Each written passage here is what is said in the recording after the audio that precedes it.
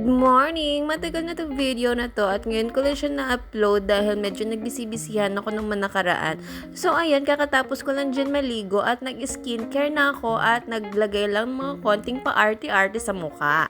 Siyempre, kahit nasa loob tayo ng bahay, kailangan natin magpaganda, no? At siyempre, ngayon lang din ako nakapagbawi-bawi ng aking pagpapaganda nung malaki-laki na siya Kaya ayan, pagbigyan niyo na ako, ha?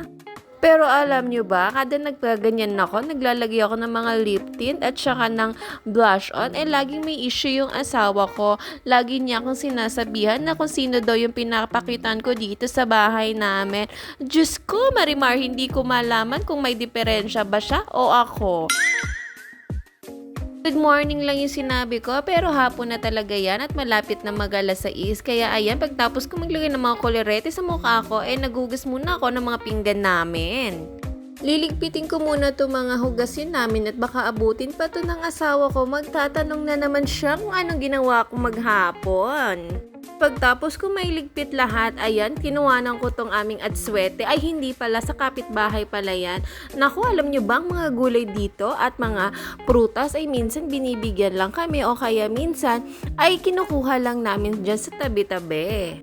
At syempre may pasok na naman bukas kaya ayan, i-ready ko na yung mga damit na kailangan ng aking asawa at ng aking anak para pagtapos nilang maligo ay magbibihis na lang.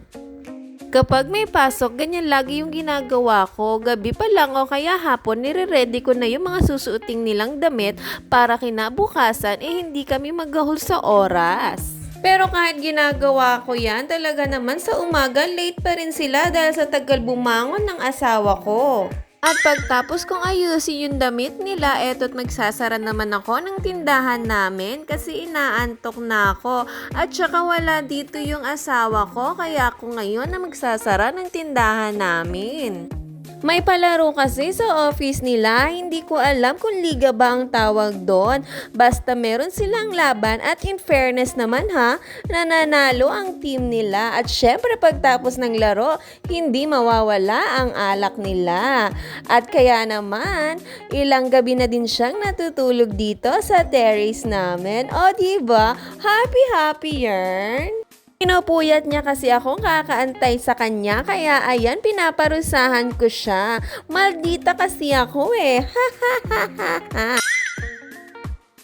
Pero syempre, charot-charot lang yon. Pero alam ko ang iba dito ay maniniwala, pero okay lang dahil wala naman akong magagawa. Kaya ayan, samahan nyo na lang ako sa pagsara nitong aming munting tindahan. Kita nyo naman may pagnguya pa itong si Gaga. Malamang meron na naman tong kinaing paninda.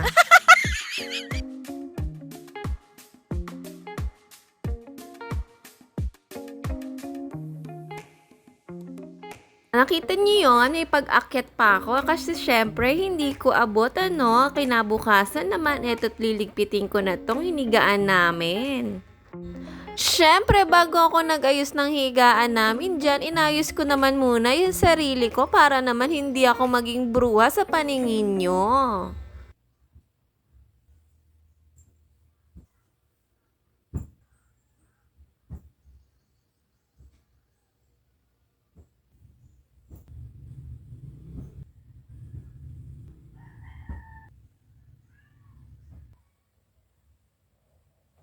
Ayun lang muna. Salamat sa inyong pagmamahal. Bye!